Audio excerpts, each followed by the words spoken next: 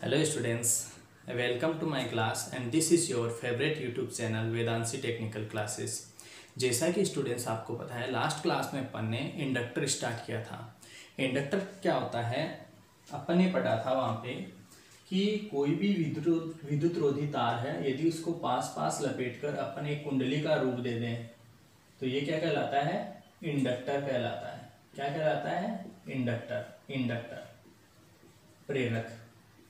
उसके बाद में अपन ने पढ़ा था कि ये जो कुंडली है एक विशेष गुण धारण कर लेती है, एक विशेष गुण धारण कर लेती है जिसे अपन ने बोला था इंडक्टेंस। जिसे अपन क्या बोले थे, इंडक्टेंस। और इंडक्टेंस एल के द्वारा अपन दर्शा रहे थे। इंडक्टेंस को किससे दर्शा रहे थे, एल से। और मात्रक था इसका, मात्रक था हेनरी। इंडक्टेंस का मात्रक था हेनरी। और परिभाषित कैसे किया था अपन ने कि किसी भी कुंडली द्वारा उसमें प्रवाहित धारा में होने वाले परिवर्तनों का विरोध, यानी कि धारा में होने वाले परिवर्तनों का विरोध जो है उस गुण को ही अपन क्या बोल रहे थे, इंडक्टेंस बोल रहे थे। आज की वीडियो में अपन पढ़ेंगे इस इंडक्टर, इस कुंडली का ही एक और विशेष गुण होता है जिसे अपन बोलते हैं इंडक्टिव रिएक्टेंस। क्या बोलते हैं, इंडक्टिव रिएक्टेंस, प्रेरकीय प्रतिघात। ठीक है, तो ये भी क्या है, इस कुंडली का ही प्रतिरोध है। इस कुंडली का क्या होता है, प्रतिरोध। क्या होता है, कुंडली का प्रतिरोध। कुंडली का प्रतिरोध एक्सल, एक्सल के द्वारा इसे दर्शाते हैं अपन और इसे बोलते हैं अपन इंडक्टिव रिएक्टेंस। परिभाषित कैसे करते हैं स्टूडेंट्स, किसी कुंडली द्वारा उसमें प्रवाहित धारा के मार्ग में उत्पन्न की गई बाधा अर्थात कुंडली का प्रतिरोध। ध्यान से समझो स्टूडेंट्स, कुछ भी नहीं है, इस कुंडली का जो प्रतिरोध होगा ना, इस कुंडली का जो प्रतिरोध होगा उसे अपन क्या बोलेंगे, इंडक्टिव रिएक्टेंस बोलेंगे, प्रेरकीय प्रतिघात, इंडक्टिव रिएक्टेंस एक्सएल।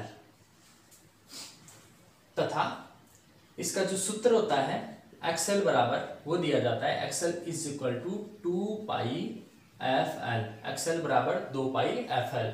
मात्रक होता है इसका स्टूडेंट्स ओम। मात्रक होता है ओम, क्योंकि आपको पता है ये एक्सेल जो है ये भी क्या है, कुंडली का प्रतिरोध ही है। और प्रतिरोध का मात्रक क्या होता है, ओम।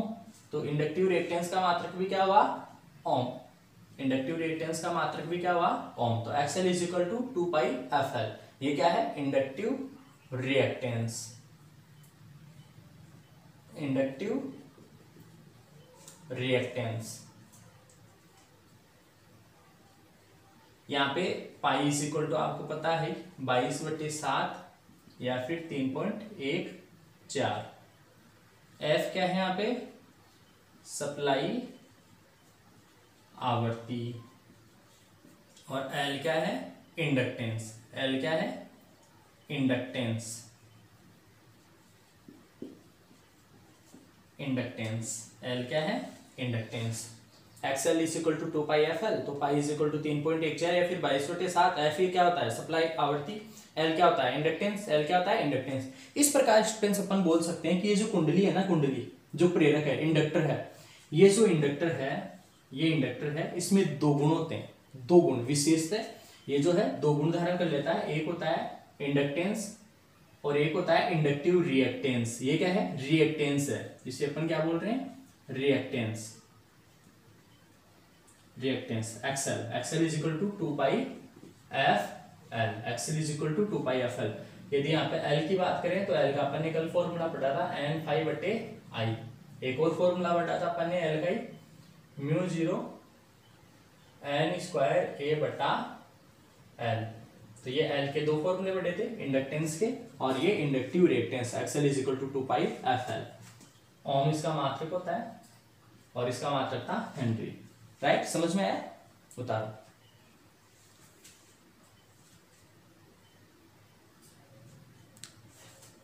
तो इस प्रकार स्टूडेंट्स आप लोग देख सकते हो XL is equal to 2 pi F L ohm. Ohm क्या है, इंडक्टिव रिएक्टेंस का मात्रक। अब यहां से देखो अपनी ये बात समझ में आती है कि यदि मान लो अपन फ्रीक्वेंसी का मान बढ़ा दें, फ्रीक्वेंसी का मान बढ़ा दें तो एक्सएल का मान भी बढ़ेगा, एक्सएल का मान भी बढ़ेगा, एक्सएल का मान भी बढ़ेगा।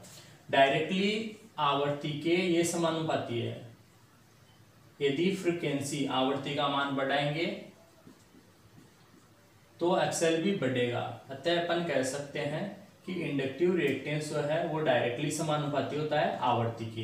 एक्सएल जो है डायरेक्टली समानुपाती होता है आवर्ती के। ठीक है, तो इसी से रिलेटेड देखो एक क्वेश्चन करते हैं अपन।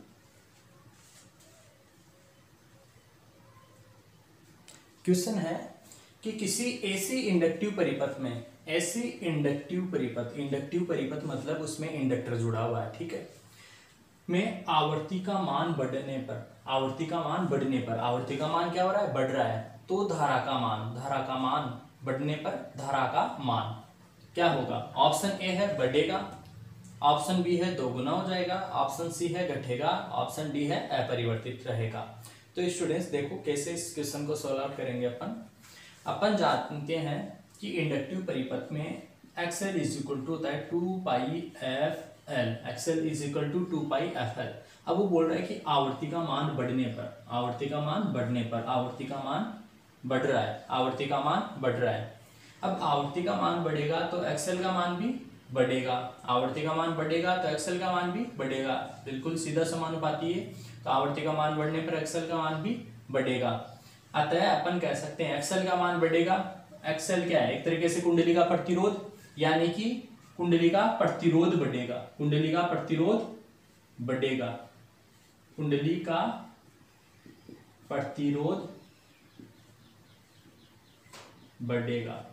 एक्सएल बढ़ेगा मतलब कुंडली का प्रतिरोध बढ़ेगा। अब बताओ कुंडली का प्रतिरोध बढ़ेगा तो धारा का मान ऑटोमेटिकली घटेगा, यानी कि अतः धारा आई जो है वो घटेगी, धारा का मान घटेगा।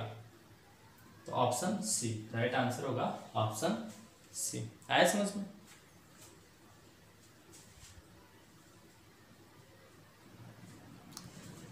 नेक्स्ट देखो स्टूडेंट्स, एक मोस्ट इंपोर्टेंट एग्जांपल, अभी डीएमआरसी में भी सेम ऐसा एग्जांपल पूछा गया था। क्वेश्चन है कि यदि किसी कुंडली में 5 एम्पियर की धारा प्रवाहित होने पर उसमें 20 मिली वेबर का फ्लक्स उत्पन्न होता है। तो धारा कितनी दे रखी है, 5 एम्पियर। फ्लक्स कितना उत्पन्न हो रहा है, फ्लक्स, चुंबकीय फ्लक्स फाई, फ्लक्स को दर्शाते हैं अपन फाई से। फ्लक्स 20 मिली वेबर फ्लक्स इतना उत्पन्न हो रहा है। तो कुंडली का इंडक्टेंस अपन को ज्ञात करना है। इंडक्टेंस जो है अपन को ज्ञात करना है। इंडक्टेंस को अपन एल से दर्शाते हैं, इंडक्टेंस एल से दर्शाते हैं। इंडक्टेंस अपन को ज्ञात करना है। जबकि कुंडली में टर्नों की संख्या 25 है। टर्नों की संख्या कितनी है, 25 टर्न। टर्नों की संख्या कितनी है, 25। अपन को किसका मान ज्ञात करना है, एल का। तो लास्ट वीडियो में मैंने बताया था आपको कि एल बराबर होता है एन गुणा फाई बटे आई। एल बराबर होता है एन फाई बटे आई। एल बराबर होता है एन फाई बटे आई। तो एन कितना है यहाँ पे, एन है देखो 25 टर्न, गुणा फाई कितना है 20 मिली वेबर। याद रखोगे ये मिली में है, मिली बटे ये मिली वेबर है, स्पेशली याद रखोगे मिली वेबर। और धारा जो है वो 5 एम्पियर दे रखी है। इस 5 से यदि इसको कैंसिल आउट करेंगे तो 25 25, 5 बार कैंसिल आउट हुआ तो ये 5 गुणा 20, तो ये हो गया देखो 25 टर्न थे और ये 20 गुणा 5 100 मिली हेनरी। इंडक्टेंस का मात्रक हेनरी, 100 मिली हेनरी। तो ये इसका राइट आंसर होगा। आया समझ में। कुछ भी नहीं है क्वेश्चन में। एन दे रखा है, टर्नों की संख्या 25 टर्न, चुंबकीय फ्लक्स दे रखा है, कुंडली से संबंधित चुंबकीय फ्लक्स है 20 मिली वेबर, विद्युत धारा का मान दे रखा है 5 एम्पियर। तो एल बराबर क्या होता है, एन फाई बटे आई। एल बराबर क्या होता है, एन फाई बटे आई। इस फॉर्मूले के अंदर वैल्यूज पुट कर दो, एन की, फाई की और आई की। तो ये आंसर आ जाएगा, आंसर आएगा इसका 100 मिली हेनरी। ये मिली वेबर में था तो मिली हेनरी, आंसर आएगा इसका मिली हेनरी उतार। नेक्स्ट देखो स्टूडेंट्स, एक एग्जांपल और करते हैं अपन। 5 हेनरी इंडक्टेंस वाली कुंडली का रिएक्टेंस एक्सएल ज्ञात करो यदि इसे 20 हर्ट्ज सप्लाई आवृत्ति से जोड़ा जाए। क्या पूछ रहा है अपन से कि 5 henry inductance L is equal to कितना है, 5 हेनरी, यदि इसे 20 हर्ट्ज सप्लाई आवृत्ति से जोड़ा जाए। कितनी सप्लाई आवृत्ति कितनी है, फ्रीक्वेंसी दे रखी है 20 हर्ट्ज। तो इसका रिएक्टेंस ज्ञात करना है, एक्सएल ज्ञात करना है, एक्सएल ज्ञात करना है अपन को, एक्सएल ज्ञात करना है। ठीक है, फॉर्मूला पता है अपन को, एक्सएल इज इक्वल टू क्या होता है 2 pi F L, 2 pi F L. Values put कर दो सिंपली, 2 पाई, पाई की वैल्यू 3.14 गुना आवर्ती कितनी है 20 गुना एल कितना है 5, तो ये हो गया 2 गुना 3.14 गुना 20 पंजे 100, 100 से यदि इसको गुना करेंगे तो ये 2 पॉइंट हट जाएंगे, तो ये आएगा 2 गुना 314। 100 से यदि इसको गुण मल्टीप्लाई करेंगे तो ये पॉइंट हट जाएगा यहाँ से, राइट। 314 से यदि इसको गुना करेंगे तो ये आएगा 628। इंडक्टिव रिएक्टेंस का मात्रक क्या होता है ओम, रिएक्टेंस का मात्रक होता है ओम, तो ये आंसर आएगा इसका। बहुत ही सिंपल सा क्वेश्चन था, कुछ भी नहीं है। इंडक्टेंस अपन को गिवन है L is equal to 5 henry, supply frequency दे रखा है 20 हर्ट्ज, तो एक्सएल इज इक्वल टू क्या होता है 2 pi F L, XL is equal to 2 pi F L. Values put करो इसमें, आंसर निकालो, ये हो गया। ठीक है, बता रहा हूँ।